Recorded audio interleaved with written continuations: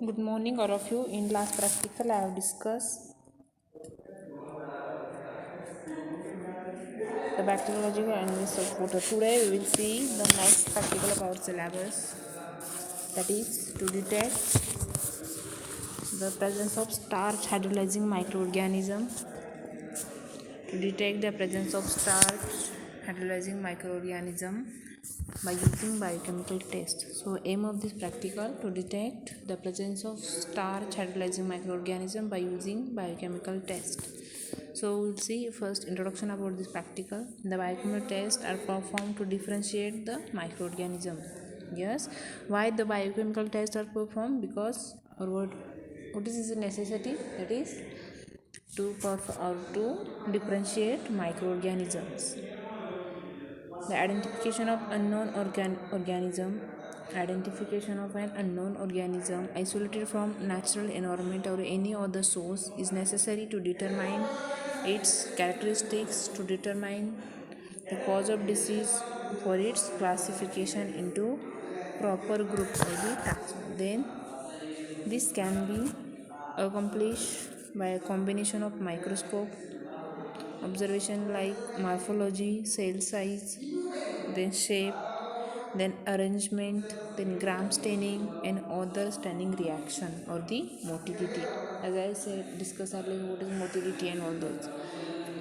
With etc. with cultural characteristics, nutritional requirement, and biochemical test.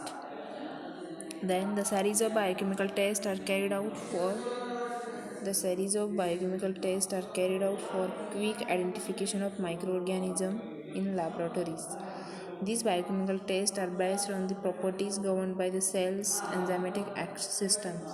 Both extracellular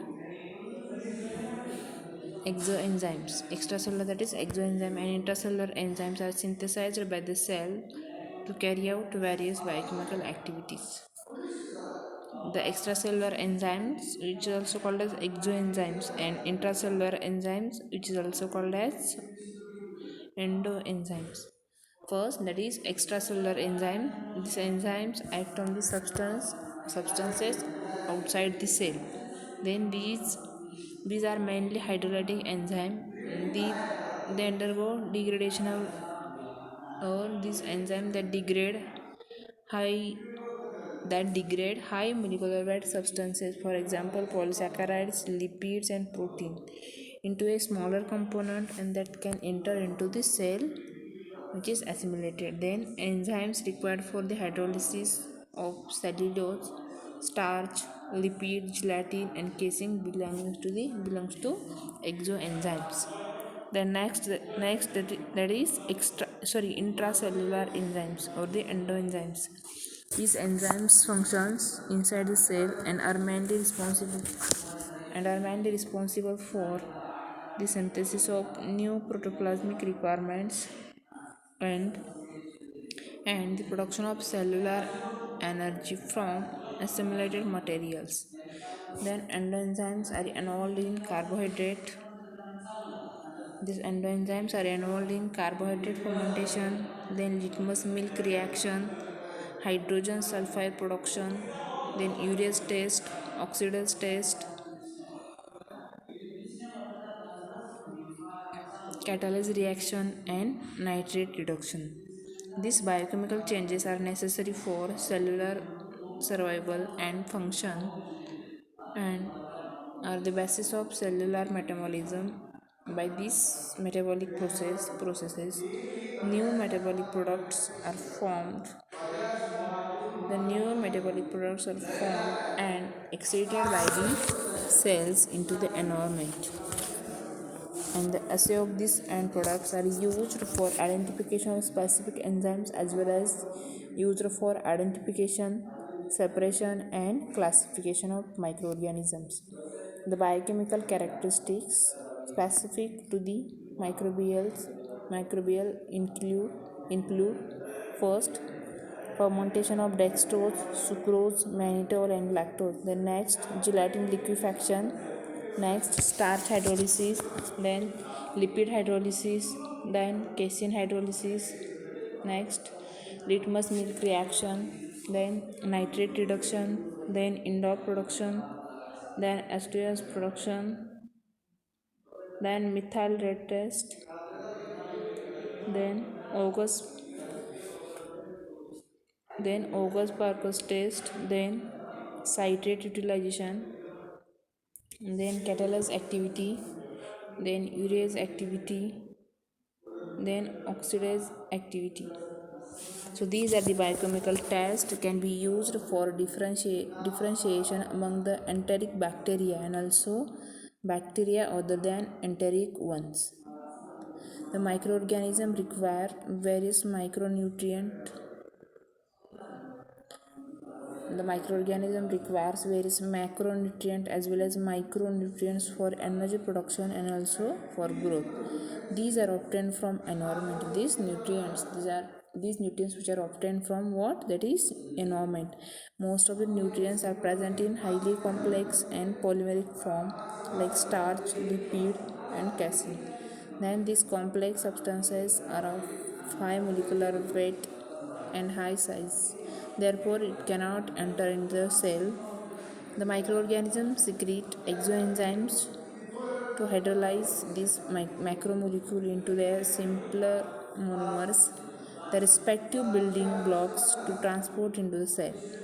Then each microorganism has specific type of enzymatic activity. Then we will see.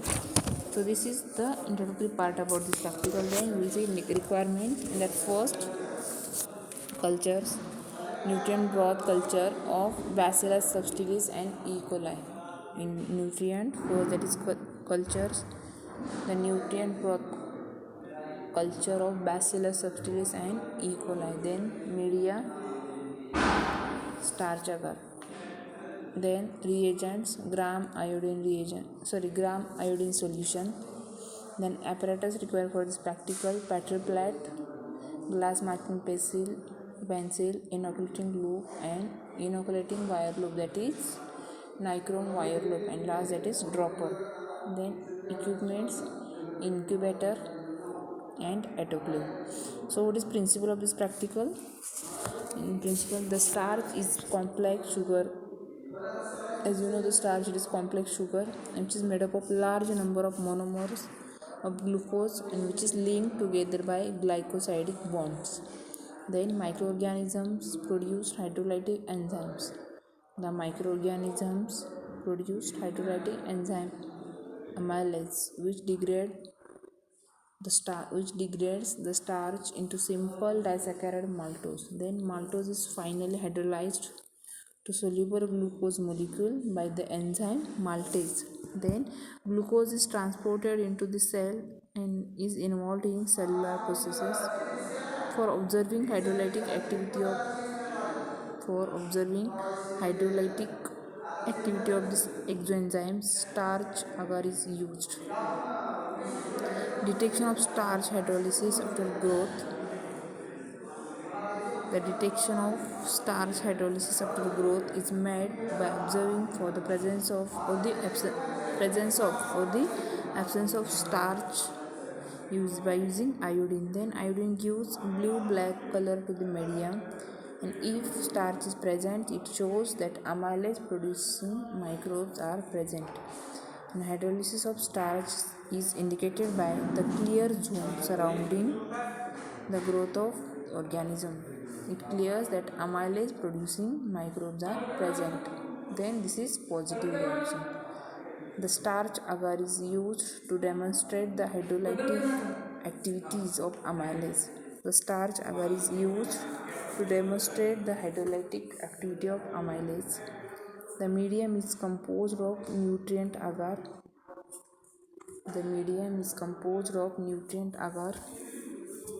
Supplemented with starch which serve as a polysaccharide substrate. Then we will see the procedure of this practical. First, prepare the starch agar plate. And label the name of inoculating microorganism.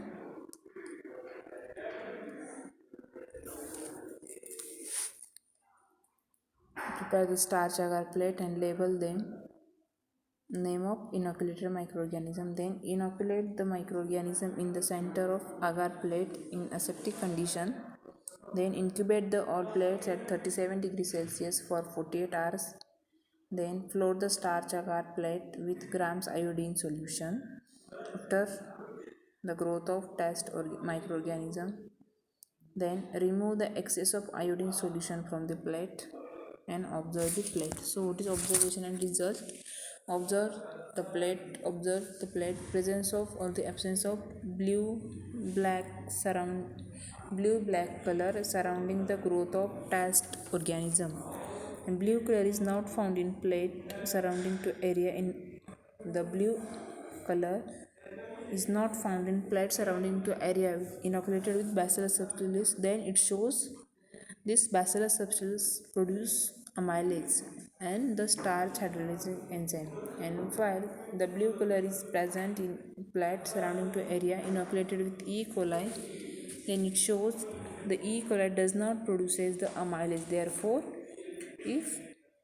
Therefore the starch is absent and gives the blue coloration and with iodine solution. Here we can see the test when it is positive and when it is negative. That is zone of hydrolysis. That is your starch hydrolysis test. So question based upon this practical first, that is which type of enzyme are essential for production of cellular energy. So which type of enzyme is essential? That is intracellular enzymes are essential for the production of cellular energy. Then second, the hydrolysis of starch is carried out by which type of enzymes?